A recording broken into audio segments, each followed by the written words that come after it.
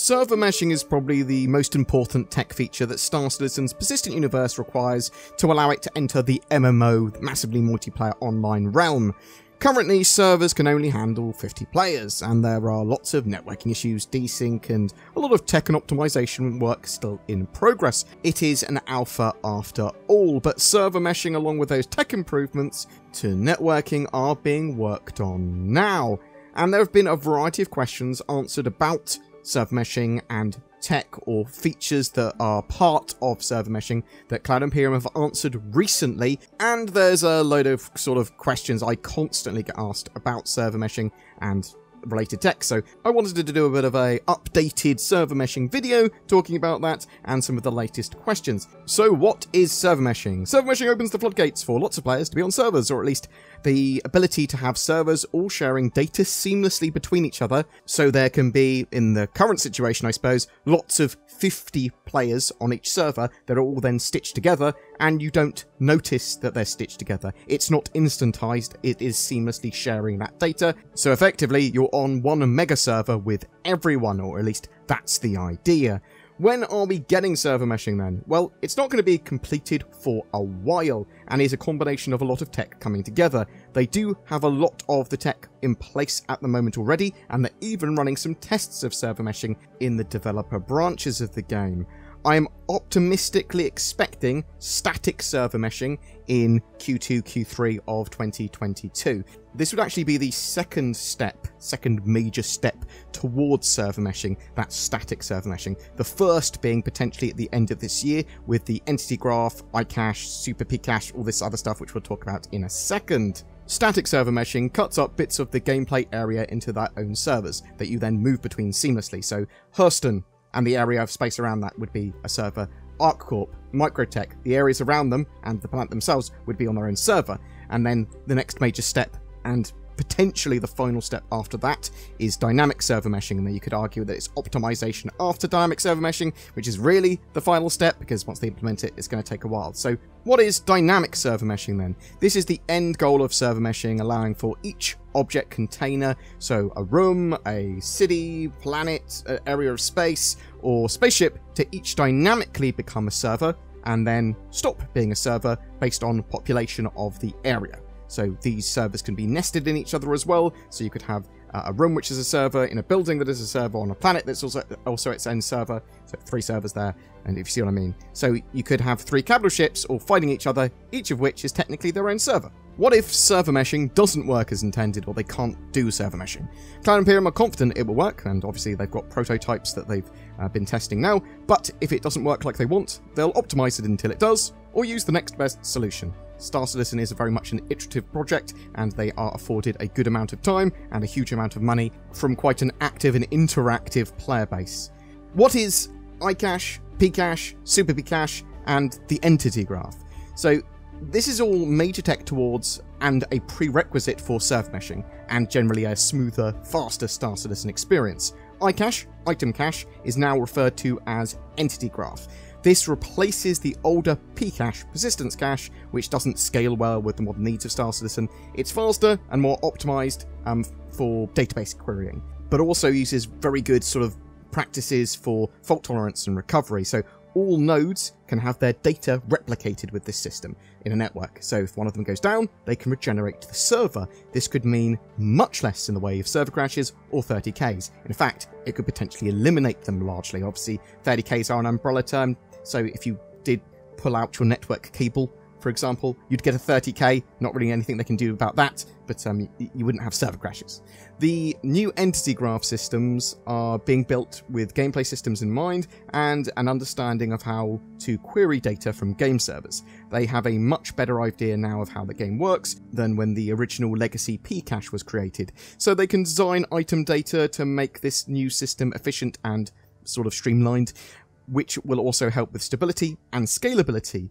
When appropriately implemented, this should allow for persistent streaming and saving of states, so an item left on the floor would remain there. I also believe this encompasses various other features, including the Super Pcache and global persistence, which are basically updates to all of these things that are being put into a umbrella term of persistent streaming, which is the big first major step towards server meshing. This is also referenced in terms of global persistence, but if you want to leave something on the ground or track someone based on the rubbish they've dropped, or you want to build bases, this is what we need for that. And this is a major priority, with the hope to optimistically have persistent streaming out by the end of 2021. Let's see if that becomes a reality. I saw on Spectrum that a variety of questions had been answered by devs on server meshing recently, so I want to go through some of these. Do we have a better idea of how many players will fit onto one server within server meshing? The answer here from CIG: not at this time. While we're working on server meshing, programmers across the company are redoubling their optimization efforts, identifying bottlenecks, and making plans to fix them. The engine team has already put a lot of effort into improving our profiling tools to assist with this. Additionally, some of our most senior programmers are in discussions with the content teams about how to ensure new and existing content can be delivered in the most optimal form. Even with static server meshing itself, getting it working is one thing. Tuning the static arrangement of servers to balance improvements in player experience against costs is another. We don't yet know what the outcomes of these investigations will be, so currently can't predict what maximum number of players per server might be. We're pretty confident it will be more than we have right now, which is about as committed an answer you'll get from an engineer or programmer. Will static server meshing make use of virtual servers? CIG answered, VMs, virtual machines, are billed per unit of time, so 10 minutes for an idle game server costs just as much as 10 minutes of a fully loaded server. In static server meshing, it's possible that some game servers could be underutilized some of the time, so static meshing definitely has a cost disadvantage compared to dynamic server meshing. For that reason, once the static version is working, we'll be looking to move to dynamic server meshing as quickly as possible, but once the static mesh tech has been shown to work, I imagine we'll tune the number of game servers per shard until we are happy with the balance of cost versus player experience. Whilst that is happening, we'd also be working on the dynamic server meshing tech. Has some of the pre-server meshing tech, like Entity Authority, made its way into game yet? CIG responded, yes, some bits and pieces have already made their way into 3.13 and 3.14, mostly refactoring work and some foundations for the replication layer. I don't think they were mentioned in the patch notes, probably because they didn't change the player experience in any significant way. Releasing changes as soon as we're able allows us to stress test them in the PTU and live and gather data on how they perform. Bigger, more tangible pieces will appear in the future releases, but obviously I can't give any details that aren't already on the roadmap. Entity Authority, I believe, is just the ability to pass over authority from one server to another. So when you're seamlessly sharing data, they do need to have one of the servers say, I have authority over this entity, this ship, this character, or whatever. I believe that Cloud Imperium are currently using AWS Amazon Web Services for their servers, which is an incredibly scalable solution and hopefully should be constantly updated hardware-wise by Amazon. So we'll have to see if that suits Star Citizen's needs in the future.